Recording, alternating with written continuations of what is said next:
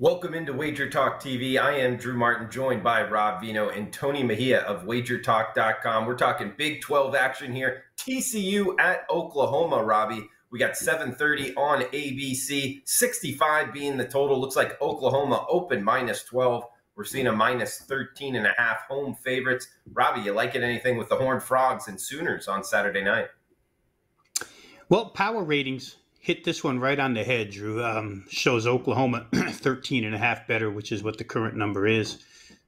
So perhaps not a lot of numeric value inside playing either side here. But, you know, when you break it down, maybe there is. I think the biggest question early in the week that we see being asked about this game is it an Oklahoma letdown spot after that miraculous comeback against Texas last Saturday, the 21-point fourth quarter out of them? Will they be 100% focused, motivated, bring that same A game that they brought to the Red River Showdown?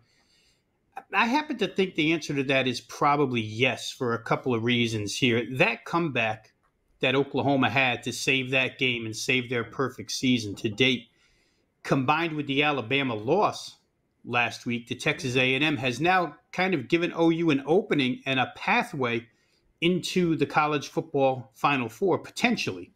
They have to capitalize on that opening, obviously, but right now, as poorly as they've played, and poorly sounds like a bad word to use when a team is 6-0, but from our perspective as college football bettors, they're 1-5 against the spread. So 6-0 straight up, 1-5 against the spread. They really haven't lived up to expectations of the odds makers so far this season and of the betting public. So from that perspective, it's been pretty poor for OU. Still, they're in this position now.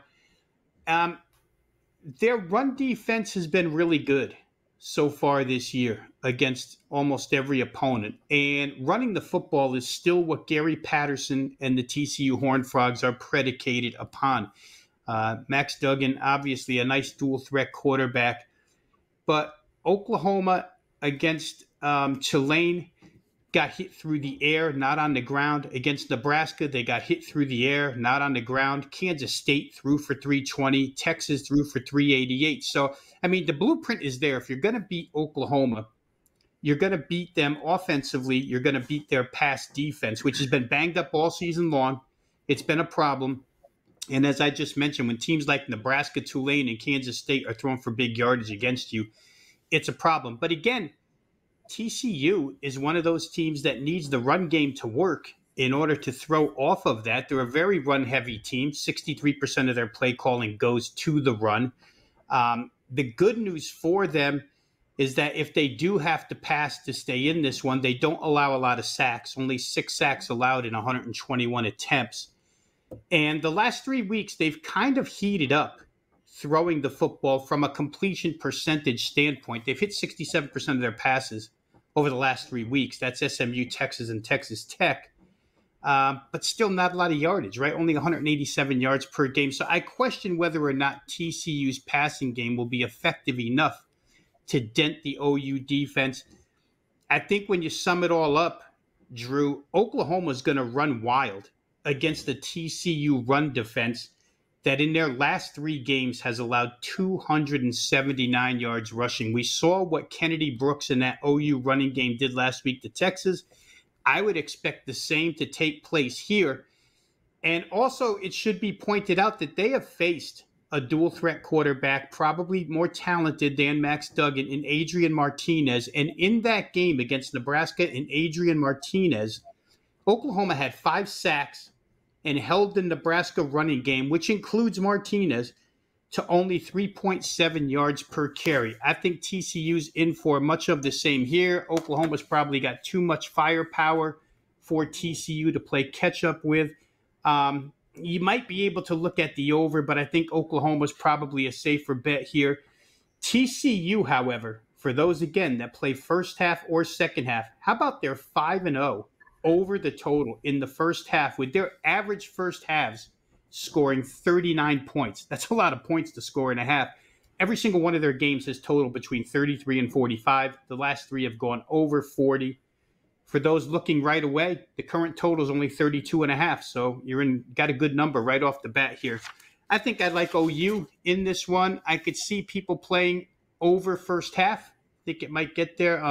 But for me, Oklahoma minus the points. I think they'll come ready to play. Okay, looking towards the Sooners. And Tony, coming to you next. Oklahoma, Robbie went over it.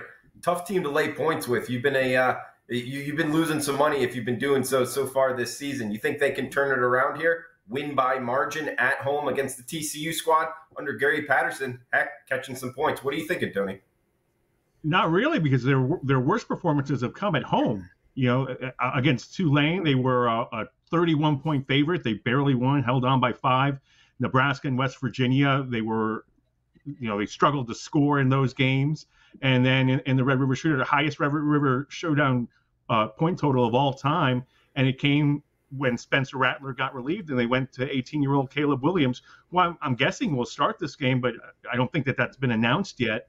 And even if we see both quarterbacks, I think the Sooner faithful would rather see Williams over Rattler, which is crazy when you consider that Rattler came into the season as a Heisman favorite and number 1 on Mel Kiper's big board. I don't think he's in the first round now. And the talk today, when we tape this on Tuesday, was that Spencer Rattler's father said, well, he's committed to the Sooners program, so he's not entering the transfer portal yet, and we'll see where we're at after we compete for a national championship. That's not a good sign.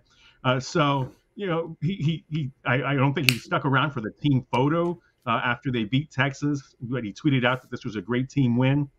That's a lot to deal with for a team, coming off of such a high, as Rob alluded to see if there is going to be a letdown or not. Now, one thing to note, they did beat TCU last year after the Red River Showdown, and they're actually 10-1 following the last 11 meetings against Texas. Last year's game, though, against the Horned Frogs came immediately after a bye. So this one is coming, 7 days later.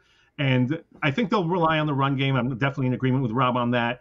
Regardless of who the quarterback is, Kennedy Brooks has got to be licking his chops based on what we've seen the Horned Frogs' run defense look like. They were gashed by Texas Tech, despite the fact that they won 52-31, and they just haven't looked good. And we've heard all offseason, and mind you, these are two Big 12 teams, so it's like the fun and gun. But we heard, TCU's defense is going to be much improved. They've got one of the better cornerbacks in the entire country, and we haven't seen it. Oklahoma's defense, they're going to be much better.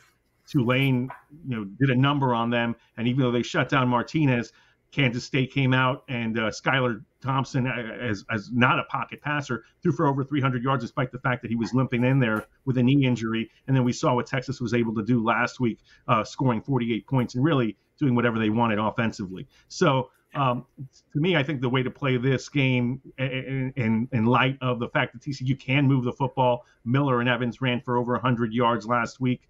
Evans didn't even have a second half carry, so he should be fresh for this one. And the fact that Duggan can move the chains, I think, too many points to lay with Oklahoma, given the backdoor cover situation where if they're up 20 late, TCU gets a garbage touchdown and you don't cover. I think the total is the better play here, even though it's 65.5. I like the over. This looks like a game where one team will get into the 40s to win it, and the other will probably follow suit by getting into the 30s. So give me the high side in Oklahoma TCU.